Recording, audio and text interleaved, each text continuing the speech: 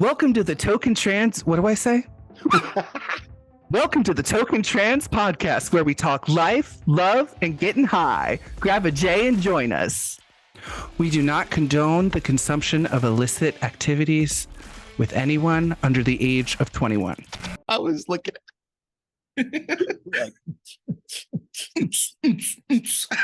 What's going on, everybody? It's your two best friends here on Toke&Trans to talk to you today about top surgery.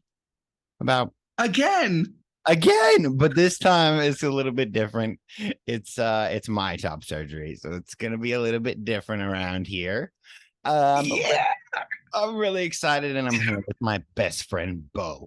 How are you feeling over there, Bo? I am shitting my pants with excitement for you. Oh my God. I'm so happy. I'm so happy. I'm so happy. It's like at the beginning of this year, like I was like, oh my God, Aaron, what if we have our top surgery at the same day? Because we were like both in the process at the same time. And I was having problems with finding someone with BMI, and you were having problems with your insurance and finding someone that you really wanted. So when did you know that you for sure wanted top surgery in the future? Yeah, I didn't really know that top surgery was, I didn't know words for things when I was younger. I wasn't in like an educated environment. So when I was a kid, being shirtless was my favorite. My favorite memories were like running around with my brothers at my Nana's house in the yard, just like chasing each other and riding bikes around and just like being in the sun and soaking it up. I loved that so much. And then after like second or third grade, my family started to kind of say like, look, like you need to be more ladylike, right? And ladylike, I'm like, pretty much what they're saying is you are not giving lady, and we need you to give lady. And I am like, not giving lady. So it is not giving cunt, honey. No, it's not giving what we're needing it to give, and don't know what to do about it. So we're gonna start telling you that you need to be more ladylike. That's our way to say it. You need to be more ladylike. We need you to cover yourself, when you go swimming and when you're out there running around. And I was pissed. I was so pissed. I was like, all my brothers get to run around and have fun in the sun and all these things. And I was like, and I don't want that. I don't want to, like, that's just not that's not part of me. Yeah. And I was really, they were like, that's not really how we're going to do this. They didn't want me. They were hoping that I would grow out of that phase. Right. So that was like my earliest memory of like being shirtless, like with my chest and with my body, and feeling so free, just totally like 100%, like that kid innocence. And then, and I wasn't even like well endowed. Like I had a small, is that even the word? Yeah. Sure. Okay. So I don't know these words. So I wasn't even like big on my chest, and they were still like kind of making it almost like, I mean, I hate to say it this way, but they're like they made it a thing about my chest.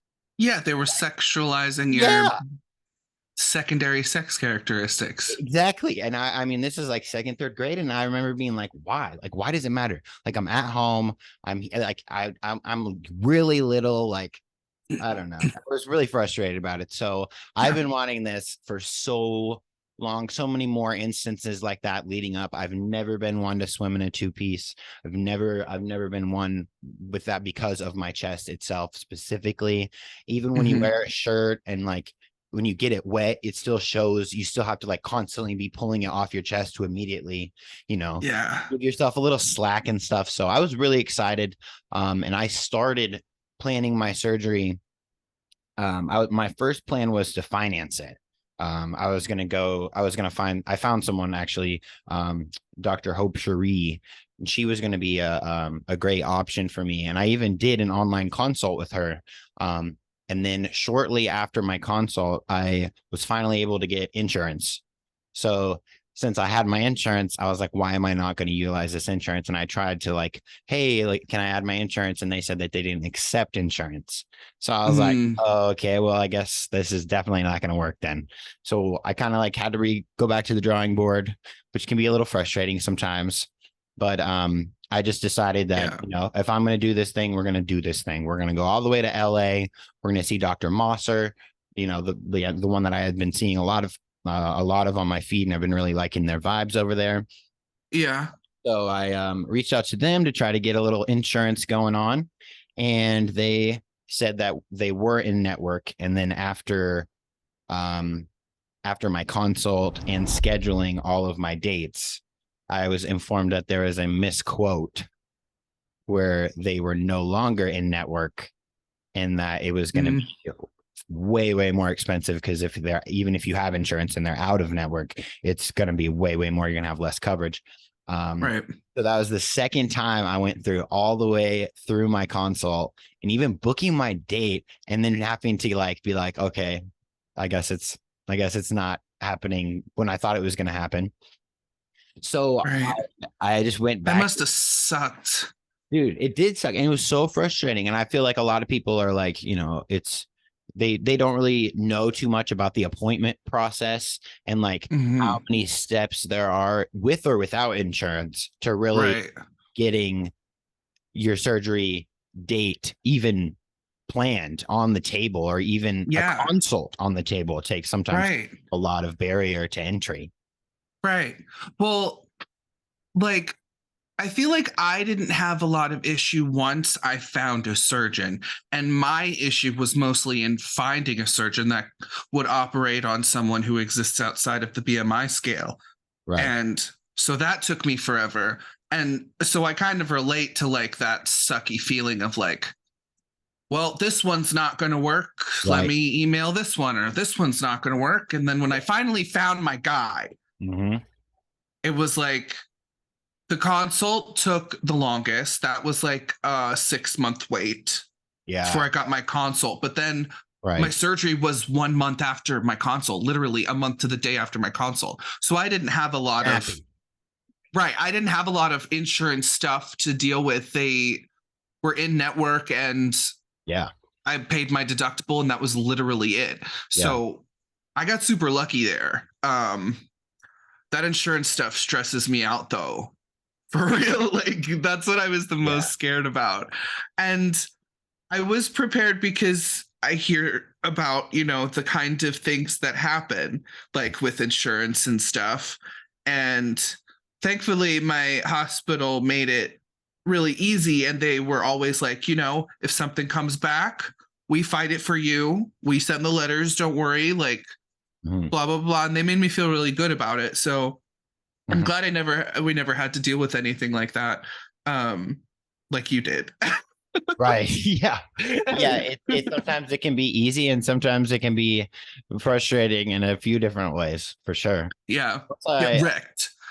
Yeah, I 100,000% agree. Once you find your actual surgeon, it starts to get a little bit more smooth, because now you finally have the right person, and you've looked through so many before and after photos online, and some people don't have them, and some people, there's like no reviews on the internet about people, but they end up being great surgeon options. Like your surgeon didn't have a shit ton of content online, but they still I couldn't find it. Remarkable job. Right. And they did show me before and afters in the office once you got in. Right. There just wasn't much available online. Right. But you know. I was super happy to find the person that I was going to be 4 hours away, because when you told me that you were going to be like recovering in your own bed, I was like, okay, maybe even if I have to drive 6 to 8 hours, I want my own bed. Like, I would much rather be, I mean, even if I can't sleep in my own bed, I want my own couch. I want my own, you know, my own house, my own space. So definitely, I was super excited to find them being 4 hours away.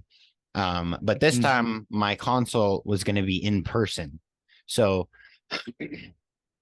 all of my other consults were 1,000% like on the phone, like everything was virtual. like, like there was no in-person stuff. So I was a little nervous to drive 4 hours, for my consult, but Yeah. my wife came with me. So we made it more like a road trip type of situation. And we got there early, and we even got to like stop at this antique shop. We went and like, because we had to kill time. We got there like an hour early because I was like paranoid that I was going to miss it. So yeah. So we went down the road to that antique shop, and I am a sucker for antique shops. Like, it's like a thrift store on crack. There's just like, it's so condensed. All these different like, and some things are like ridiculously overpriced, but then some things are like snack. $1. Yeah, skills that you would never, that people are not going to find in like Target or, any of those like popular places, like unique stuff. So we had a lot of fun going through there to kill time. And my consult was so fast. It was so fast. Once we got in, it was like snappy. They were like, pushing us through. And the guy, Dr. Eric Emerson, I met him, and he was very, very sure of himself. He just seemed, he was, it was relaxing in the sense that, that he was very confident, and he had showed me a ton more before and afters that weren't even on the website, even though he had a lot on the website. So that was nice to go through that with him together. And he, answered all, any of my questions that I had. So he answered any questions that I had, and I was just super impressed, with his team and how fast it was. So that's awesome. Yeah, that was really, really nice. Was there anything uncomfortable about the consult? Like, did they take any pictures of you unbound or like to any kind of touching and measuring? Yeah. So after I actually met him and we were done with our like my questions portion or whatever, he was like, so do you mind if I take a couple pictures and stuff? And they had told me to like that I will be removing my my binder or anything that like bras or anything that you wear. So I knew I couldn't tape. So I went not taped. And he said that, they just needed to take a few pictures, and that he just wanted to see my chest to see, what we're working with and stuff. And I was prepared for what you told me about your consult with them, like how much they had to like physically touch my chest. So I was like just prepared for them to just do their thing, and I'm just going to disassociate. And then afterwards, me and Kayla are going to go to Starbucks, and it's going to be great. And so I was just like trying not to pay attention. He I just stood there. He said he was confident that it would be a straightforward surgery. I like turned from side to side. And then he did have to touch my nipple. That was uncomfortable. Look on your face when you said that. I felt that like all the light just left your eyes. It was not it. Oh my God. Like, just no, it's sorry. That was not it. That was just not the vibe I was going for. So he just like literally just like pinched it, like slightly pinched it, and then let go. I was like, oh my God. How much did we really learn here? Like, that's terrifying. Why did we? That was literally, he didn't like push on my tissue, or maybe he did. I don't know. That's as much as I remember. But that was Kayla. But no, as far as that goes, that was about all I got for the actual console. Oh my God, bro, that is a vibe. That is just fine. You are within your right to forget everything about that console. Holy shit. Could you imagine? Like, it's just so fucking wild that, I've spent the past fucking, 10 years not having access to my nipples, mostly being trans taped up, Right. And not having nobody touching it but me. Yeah. 10 years of nobody touching my chest but me. And then all of a sudden I'm in a room full of strangers, and this man is just feeling my chest and measuring me and shouting numbers out. And I'm like, I'm not even here right now, dude. Like, I'm gone. I'm out. Tim, you got me good because I'm closing my eyes. Right? Yeah. It's just so crazy how to be to get the surgery that you've always wanted, you have to go through it's really only 90 seconds of the most uncomfortable time of your life. That's not Fuck. It's not it.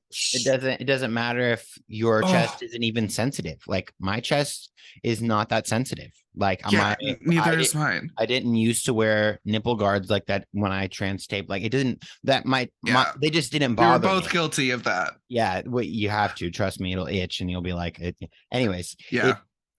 My chest was very, just durable, from taping, just being used to it or whatever. But that was not it. No, still not it. Yeah. But like you said, it wasn't even that long. It was 90 seconds. So that was super, super doable. Now I'm just really after that concert, they booked the concert. After we celebrated and about freaking 8 weeks of paperwork waiting for my letter to come in, they booked my date for November. And I was super excited, and that's a ton of time to plan. We have a lot going on in November and December, so I was and it's so close to the holidays for you to be healing during that time. And visiting people and that's rough. It'd be too much. Yeah, but I'm gonna be there, so I was like, we'll figure it out. We'll get Nana, we'll get Kayla's mom. We'll tackle it. We're fine. But then they called me couple weeks, 2 weeks after I got my numbers for how much it was good, the end cost was going to be, and they said that they had a cancellation for June 6th, which is less than a month away. And I'm like, yes, absolutely. I don't even know what's going on in my schedule, but I will clear it. We will figure something else out. I'll be there. So I actually got to skip a lot of months of waiting. Of waiting, and which is good, but it's also making me condense all the content I want to get with my chest beforehand, and you want to get the before and afters right, especially as it shares that stuff online. So, bro, your surgery is in 3 weeks from Tuesday. Oh my gosh, I have one thing. And I actually just found out yesterday that my Nana's likely not coming. So it'll probably just be me and my wife, which is going to be super fun. I mean, totally doable. We're excited. Oh, yeah. It'll be doable for sure. It's so soon. Oh my gosh. I cannot. I'm so pumped. I just can't even. Oh. I'm so happy. Oh my God. This is the best because it's kind of happening how mine happened. It was all of us, I had my consult and all of a sudden surgery's a month away. Right. And that's literally what happened with you. Yeah. After all these years. Yeah. And now I get to be on the other side because I know I was oh my God, dude, I can't even focus right now, dude. Can you can you call me so I can get this work done? Can you just sit there? I literally, that's all I could do. I'm my mind is you got to do work. You got to do work. You got to fucking do something about the couch so that you can fucking sleep on it. And you gotta do all the things. Yeah. And I just and also you're going to get surgery. And what if it's bad? Yeah. You're just fried mentally. Fried. Absolutely unavailable. So, I'm happy I get to be that person for you. Oh, well, I'm glad you are there and coming along the ride with me because it'll be fun no matter what. I'm doing a bunch of research on products and, the post-op secrets and deets and what to expect and all that stuff because I'm excited, but I'm also a little nervous. So, yeah, I guess I'm not doing drains. This surgeon doesn't do drains. So I've heard both ways about all of it. This guy, I asked him, and I did tell him that was one of my concerns about fluid and stuff. And he said out of all of the cases that he's had, it's it's like a 1% or zero. It was like not a lot of people, like not a lot of problems. He doesn't run into that. So, I guess he's the surgeon. So we'll Yeah. we'll follow directions to the T, and that's about all we really can do. But I Yes, did sir. wanted to ask you, Yeah. because like they say you're not supposed to smoke leading up to your surgery and after your surgery due to coughing and like that whole thing. While I normally would be like, forget it, I'm doing it anyway. I'm thinking of I was thinking of taking a tolerance break anyways and kind of switching to a different way of partaking. Like, 'cause I usually am a like only only the bong. I always go for the bong only every time. And like over a joint, over a pipe, over all of it. And it's my lungs could use a little break. So Yeah. I'm thinking about switching to edibles. And I know that you have a lot of experience with like smoking, but also working around your lungs and what your lungs say you have to do. So if my concern is when I do, not only am I going to get sick of, I feel like I'm going to get sick of, well, last time I made shortbread cookies. You can only eat so many shortbread cookies all day long, every day for a week, multiple, weeks. And I want to be able to do it multiple weeks. And I don't want my high to get any lower. I don't want to lose any of my buzz.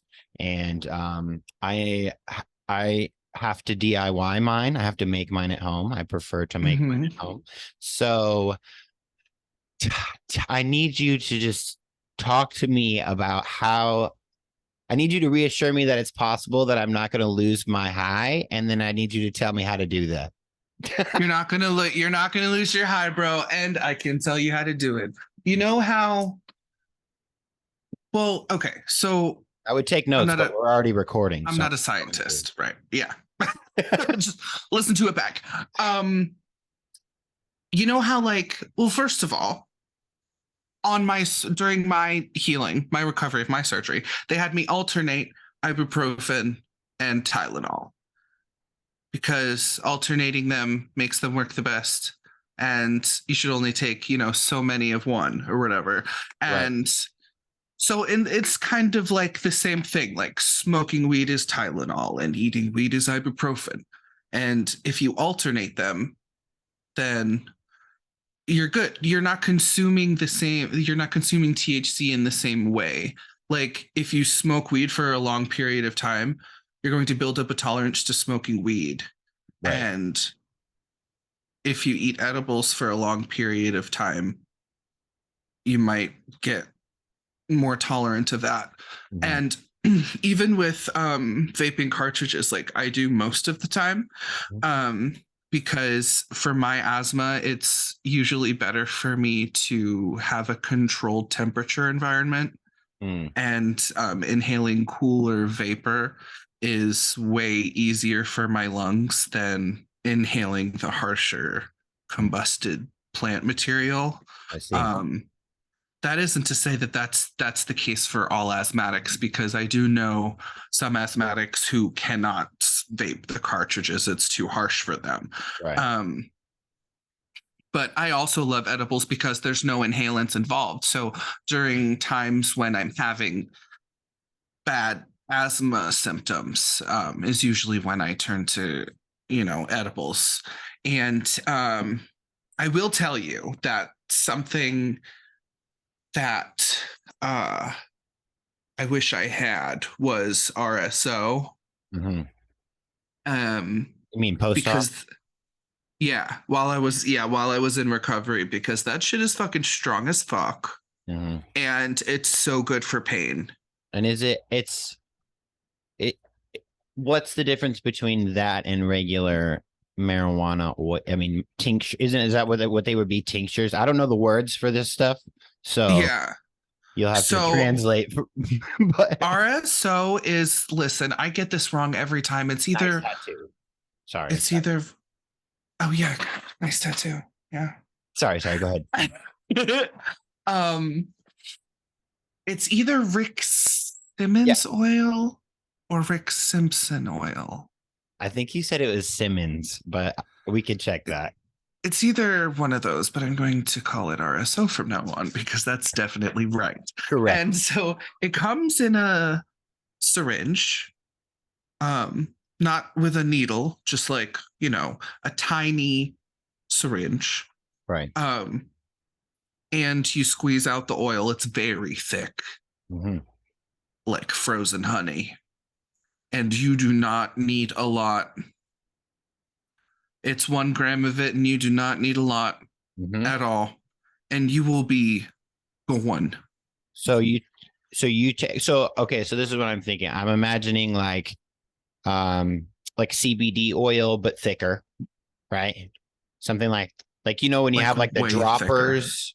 Yeah, but it's so thick you can't even have it in a dropper. That's why they give it to you in a syringe. You can push it out. Yeah, it's like you know, like the force of which you have to apply to the plunger to get the shit out is like that of a testosterone injection. Yeah. Like, Yeah. Shout out to my wife for like shoving on that so hard and losing thumb circulation on the back of that damn syringe. And everyone who helps people do their shots. You got to white knuckle that shit. So you kick a little bit out, you have like your little tiny little piece, just like if you were to like have a little dab piece or something. Yeah, like a tiny little booger. And it tastes awful. I had been taking it. I got like vegetable glycerin capsules. Ooh. You know, like empty pills. You can get them off Amazon for pretty cheap. And you can squirt it directly into the pill capsule. That way you're not losing it on your fingers because that shit is sticky as fuck. It's not coming off. Right. And I learned to not close it and just swallow the half capsule. And that way it's open and has contact with my digestive system faster.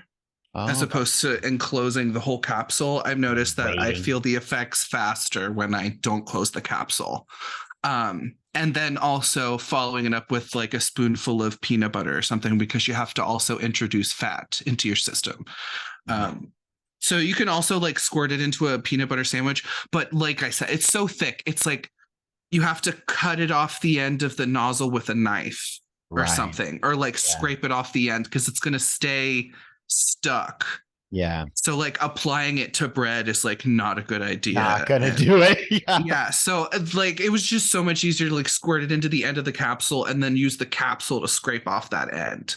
And then just swallow the capsule and then just eating a peanut butter sandwich or having a scoop of peanut butter, like something fatty, you know, to do that. But they come in you get a gram. Wait, is it a gram? It's in a syringe.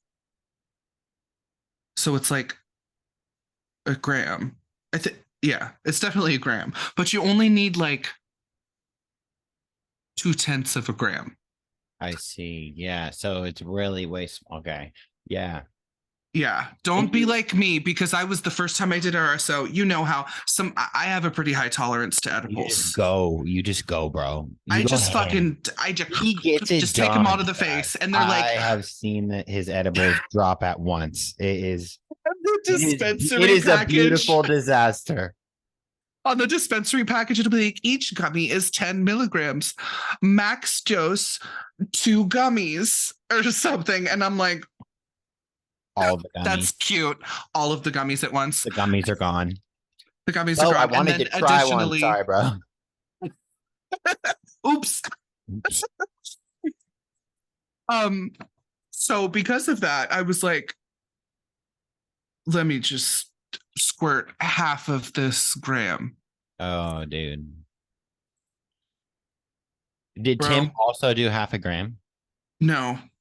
Thank God. No, he did not. He followed the rules. And I was like, well, since I'm the one with the high edible tolerance, I'm going to do this. And he's like, okay.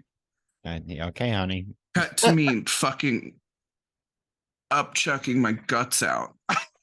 No.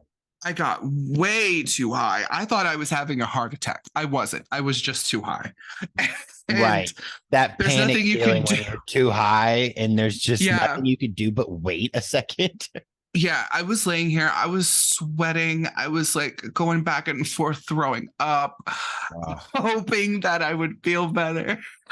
And Tim came in. I was like, can you please just check to make sure I'm not having a heart attack? Because I swear to God, I'm having a heart attack. And he's like, you're not having a heart attack. Here, take this aspirin just in case. And oh my gosh. So yeah, so you don't need a lot. But yeah, if you were to go back through top surgery again, Mhm. and you did decide to stop smoking, Yeah, that's what I would do. And you do partake every day, all day, because like if you're just an average partaker, you partake like one at night or whatever, like before bed, like I feel like a snack, like a little dessert, you could alternate desserts for a while. I feel like that would last you a lot longer. But if you're someone who like smokes all day long, like I do, I can't eat that many shortbread cookies all day long. Like that's just not sustainable. So so you would take the capsule. Yeah, and typically edibles, a good edible will last you like several hours. So hopefully you wouldn't be needing to, eat them all day. Maybe like 6 hours. Hopefully it would last you. Than a bong rip, but then a bong bowl. Oh yeah, for sure. Because I usually smoke about 2 to 3 bong bowls per session. Oh fuck yeah, yeah. An edible, once a decent edible hits you, you're good for like, hopefully minimum 4 hours. Okay, cool. Right, it is. I've heard it's cheaper as well.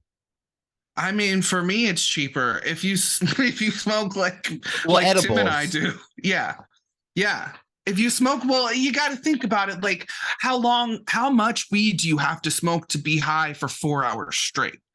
Right. Like if I was going to leave the house for 4 hours and stay high that whole time, like how much over the course of that time would you have to? It's not even like, because you can't take the amount of weed that you would need to smoke to be high for 4 hours straight. You can't take all that weed and smoke it at once and then be high for 4 hours. That's not how that works.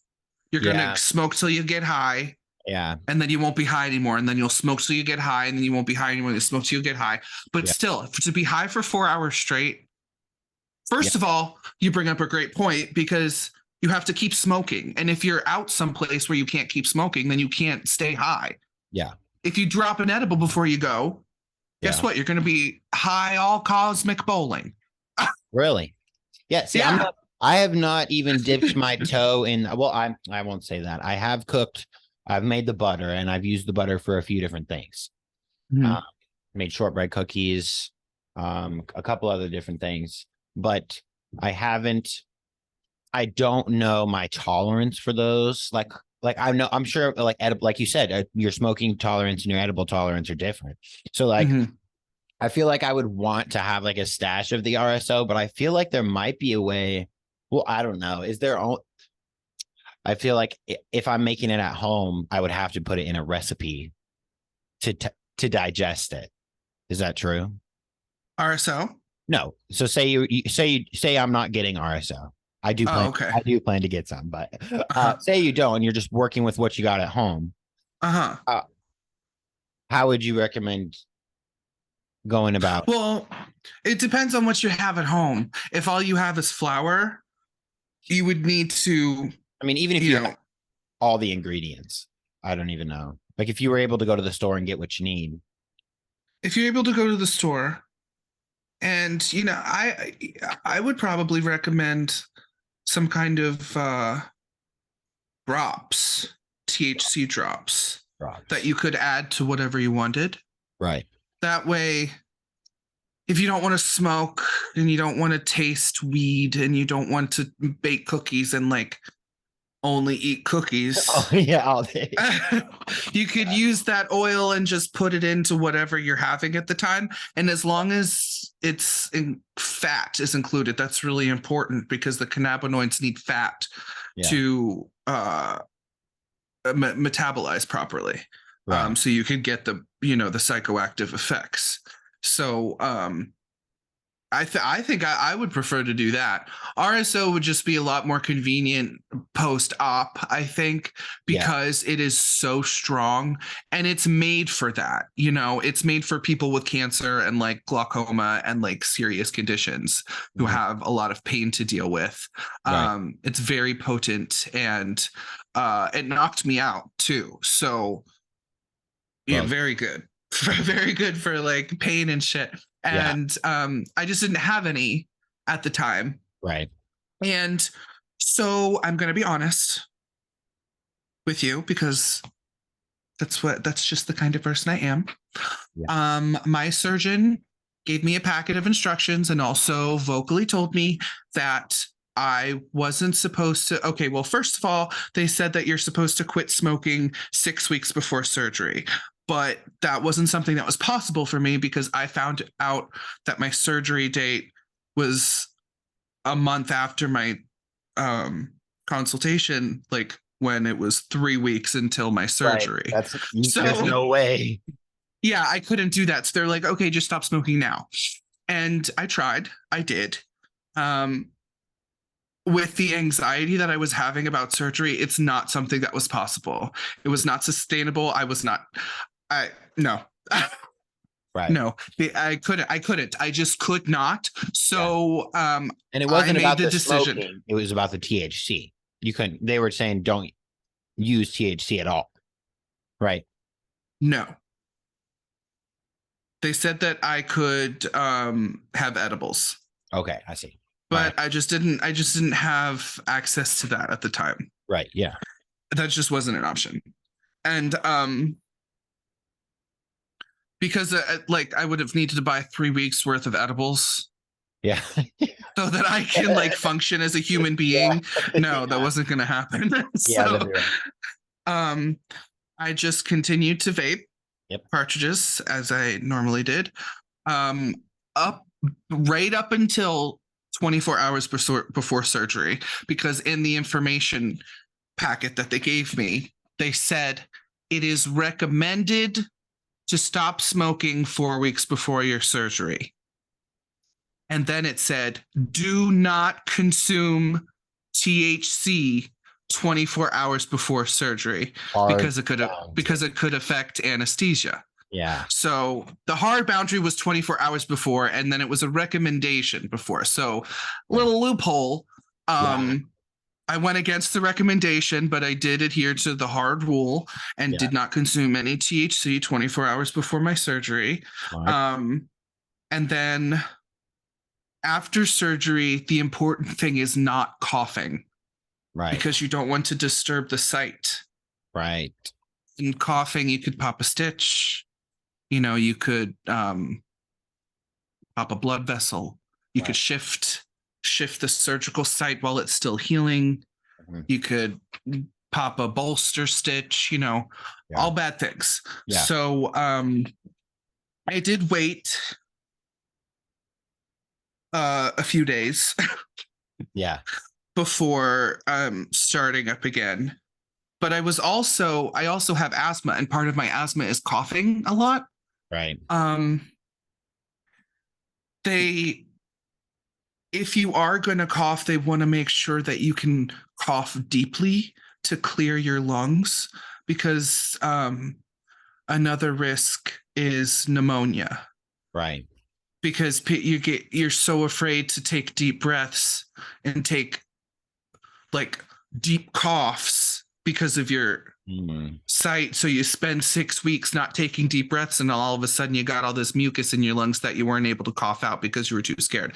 So, but she said, my surgeon's PA told me that if I was going to cough, if I felt myself about to cough, to brace my chest with the pillow and hold it fast to my body. Yeah. You know, so I had a body pillow and a mastectomy pillow, but before I could wear the mastectomy pillow, when I was still all bandaged up, I took my body pillow and I like pinned it underneath of my arms. So that way, like my arms pinning it down was also pressure, gentle pressure against my chest. She said it was important for it to feel like a tight hug. Yeah. But nothing more than that. So when I started to cough, I would just hold my pillow while I coughed and make sure I took as deep a breath as possible so I could clear that shit out of my lungs. Yeah. And because I do not need to be having pneumonia. No. But I just, took little puffs. And so I think if you should listen to what your surgeon says.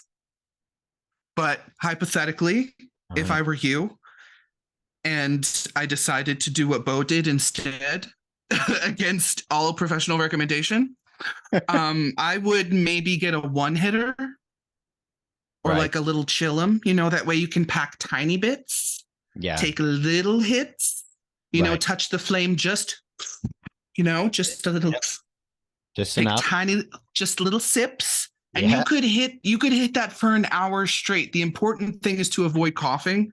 Yeah. So no bongs, no fucking big ass rips. Just take tiny sips so you don't cough. And if you do cough, make sure that while you're smoking, you have a pillow there and ready. Yes. Yes. So those are my please don't do what I did tips. Yes. But that is to say that nothing bad happened to me during surgery or afterwards. Sometimes we got to do what we got to do. Yeah, we're making it work. Part of my mental health is consuming marijuana, and that's a big time. That's a big mental time. Yeah, it's for me to handle. Right. You to bear with me. Right. So I appreciate it. I knew that you would be the man to answer that question for me because I'm excited, and I'm excited to kind of try out something else besides my usual bong rip. Silicone bong. How old is the water, Aaron? It is due for a wash, but probably about 3 days. Jesus, Aaron. That's not bad, bro. That's not bad. It is so bad. Listen, 3 days. This is a call out to all of you motherfuckers who don't change your goddamn bong water. Mental health shout out. This is your mental health tip. Change it every day. You need to change your bong water every day. Oh my God. You're breathing in mold. Stop it. Love yourself. Love yourself. That's enough. Love yourself. Love yourself enough to get yourself fresh bong water. Like if people were coming over and you were going to hand your bong to someone else, that if you hesitate like I do, we should probably reevaluate that. Yeah. Mm-hmm. Yeah. Would you give it to your partner? Would you give it to your grandma? Would you let your grandma hit that? Then you probably shouldn't watch it, bro. Yeah.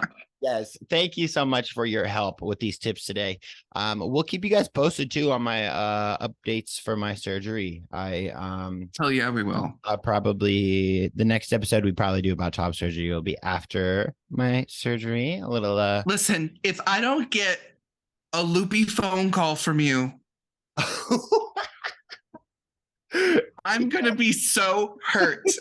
Yeah, because Beau called me in with his surgery loopy. So I'm gonna apparently twice. So yeah, it was twice. It was twice. That's amazing. So I would like for you to also call me and then forget that you called me and then call me again as if you never called me the first time. That sounds good. Kayla That's what I would like. That sounds good. Kayla will be accessible too. So like.